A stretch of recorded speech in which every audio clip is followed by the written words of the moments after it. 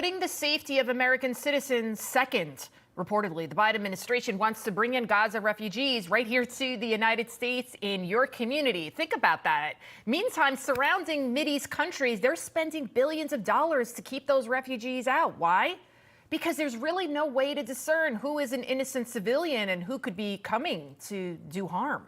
Some Republicans are now fighting back. For more, I'm joined by the former acting secretary for the Department of Homeland Security and Newsmax contributor Chad Wolf. Also with us is retired Brigadier General for the Air Force and Newsmax contributor General Holt. Gentlemen, thank you so much for joining us. Chad, let's start off with what's going on. Again, another day, another Biden policy endangering the welfare of Americans.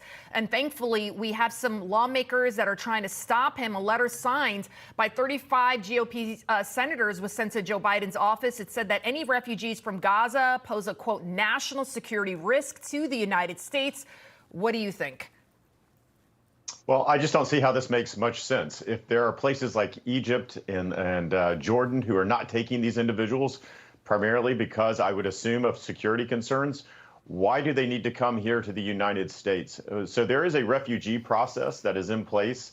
But I think we have to keep this in mind, that this is on top of the millions of individuals that have come across that southern border and are now in the United States that are resettling in communities across this country, in addition to the hundreds of thousands of Afghans that the Biden administration has brought here.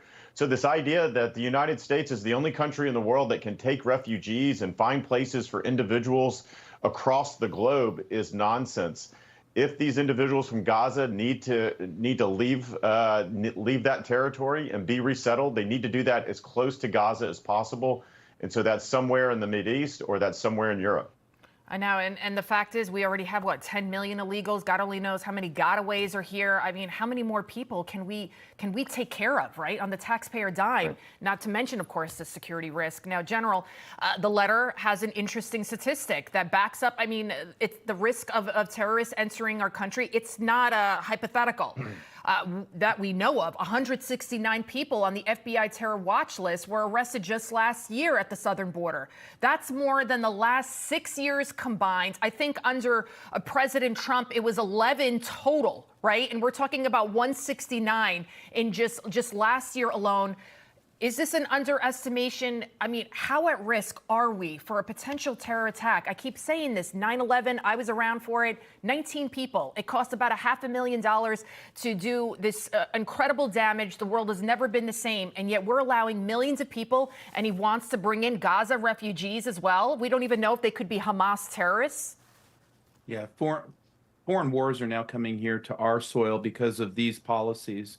And it's not that they don't make sense, it's that it's quite nefarious against the United States.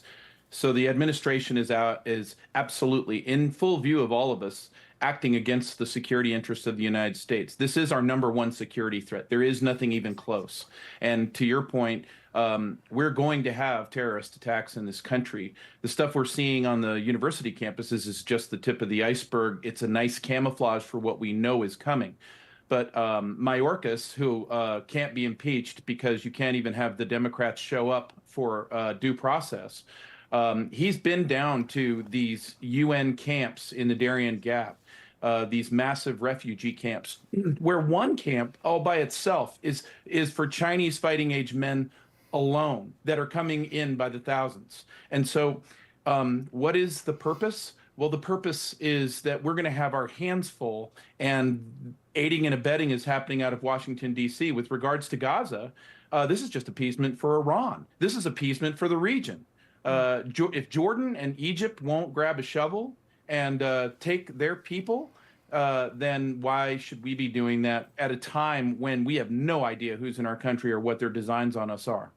You know, Chad, we keep talking also about the protests, the potential terrorists also on our campuses. The FBI director said they're not even monitoring these protests. And I want you to take a listen to Tennessee Senator Marsha Blackburn on her idea what we should do with these student protesters. If they are foreign students and they're here on a visa, we will pull the visa and deport them. They will never come back in this country. If they're American students and they're on student loans that are taxpayer funded, by the way, let's pull those student loans.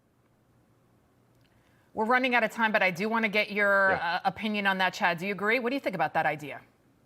Well, I think both of those ideas should definitely be explored. If you have either foreign students or U.S. students that are supporting a terrorist organization, it shouldn't just be business as usual and tell them, oh, that's okay, you can go ahead and do that. There needs to be some consequences to that. Now, so I think you need to look at that carefully. But it's clear that individuals on student campuses today are being radicalized to a level that I don't think we've seen before. And so what we've seen across the country at Columbia and elsewhere is just evidence of that. And General, one final question. President Trump's former national security advisor, retired Lieutenant General H.R. McMaster, he believes, as you have pointed out too, that we could be on the cusp of World War III, given the unrest in the Middle East and in other parts of the world. He thinks the United States should increase its military funding and build an Iron Dome similar to Israel. What do you think, sir? Yeah, so HR's got that exactly right. I'm not sure that I'm complete agreement with how he wants to remedy that. But to pile on to what HR is saying, if you look at our preparation into World War II, we were woefully under-equipped and not ready for that war, and that is nothing compared to where we are today. Today, it's far, far worse, as we could be looking into a global war that involves these superpowers with equipment that we simply just don't have. All right, gentlemen, thank you so much. We'll leave it right there. Thank you. Thank you.